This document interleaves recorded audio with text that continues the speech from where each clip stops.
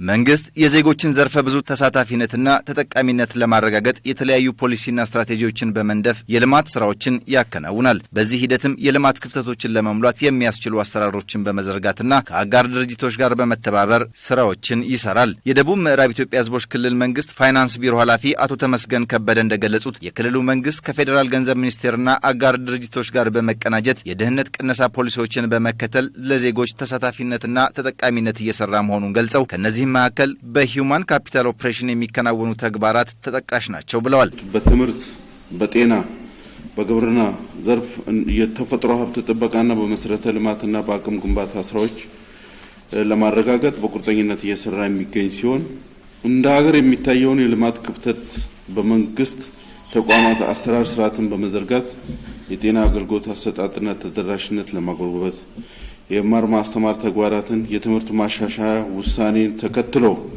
እንዲተገበር የትምህርት ግብዓቶችን በማቅረብና ምቹ አካባቢን በመፍጠር እንድናሳካ መሰረተ ልማት ማስፋፋትና ተደራሽነት በመንገድ በንጹህ የመጠጥ ውሃ በአረንጓዴ ልማትና በከተሞች ኑሮ ማሻሻያ የድህነት ቅነሳ ስራዎች ከተቋማትና ከባለድርሻ አካላት ተሳትፎ እንዲሳካ ርብርብ እየተደረገ ይገኛል። ይሁንና አጋዥ መርሃ ግብሮች ውጤታማ እንዲሆኑ ከማድረግ አንጻር በእቅድ አለመመራት የሀብት ብክነት፣ የመረጃ አያያዝና ቅብብሎች ላይ ችግሮች የሚስተዋሉ ሲሆን እነዚህን ችግሮች ፈጥኖ መቅረፍ ይገባል ብለዋል። በክልሉ የሂውማን ካፒታል ኦፕሬሽን ዘርፍ የሚከናወኑ ተግባራት ዙሪያ በተካሄደው ውይይት ላይ የተገኙ ተሳታፊዎችም የህብረተሰቡን የልማት ተጠቃሚነት ሊያሳድጉ በሚችሉ አካሄዶች፣ ተግዳሮቶችና መፍትሄዎቻቸው ላይ ያተኮረ ሀሳብ የተለዋወጡ ሲሆን ለስኬቱም የበኩላቸውን እንደሚወጡ ገልጸዋል።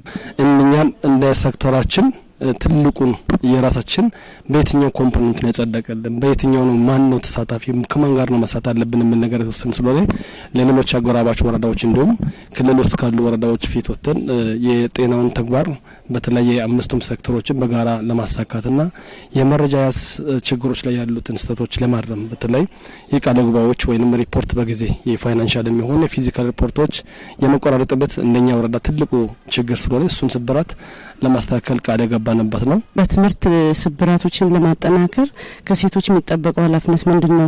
ከጤና የሚጠበቀው ኃላፊነት ምንድነው? ከውሃ ትምህርት ደግሞ እነዚህ አምስት ነገሮችን አያይዘን ካስከተልን ትምህርትን በነጻነት የትምህርት ስብራቶችን አሸንፈን መውጣት እንችላለን። በክልሉ ፋይናንስ ቢሮ የቻናል 1 ፕሮግራም አስተባባሪ አቶ ጌታውን ታደሰ በበኩላቸው መርሃ ግብሩ በክልሉ ተጨባጭ ለውጥ ሊያመጣ በሚያስችልበት ሁኔታ ላይ ውይይት ተደርጓል ብለዋል። አመራር የባለሙያ የግንዛቤ መድረክ ነው። ይህ ፕሮግራሙ ምንድነው የፈለገው? ዓላማው ምንድነው? ምን ሊያስገኝ ነው እየሰራ ያለው? በመጨረሻ ላይ ደግሞ 5 የትኩረት መስኮች አሉ የሚገመገምበት። አሳክቷል አላሳካም የሚለውን ገምገሞ ወደ ቀጣይ ፕሮግራሙ የሚያሳድግበት ሂደት ነው የሚፈጠረውና ይሄንን አመራሩ ባለሙያው ግንዛቤ ያገኝቷል። ይሄን ግንዛቤ ካገኘ በኋላ ተመልሰው በበጀት አመቱ በየሩብ አመት ተቀምጧል። በጀት እና ፊዚካል ስራው አብሮ እንዴት ነው የሚጣጣመው? እንዴት ነው የሪፖርት ሲስተማችን? በየስንት ጊዜ ነው የምንገናኘው? ማንን ይደግፍ? እንዴት እንደጋገፍ? እንዴት ውጤት እናምጣ? የሚል ነገር ላይ አመራሩ ተግባብቷል፣ ባለሙያው ተግባብቷል። የሂውማን ካፒታል ኦፕሬሽን መርሃ ግብር በደቡብ ምዕራብ ኢትዮጵያ ህዝቦች ክልል መንግስት በዳውሮና ምዕራብ ኦሞ ዞኖች በሚገኙ በቶጫና ሱሪ ወረዳዎች እንዲሁም በ5 የክልል ቢሮዎች የሚተገበር ነው።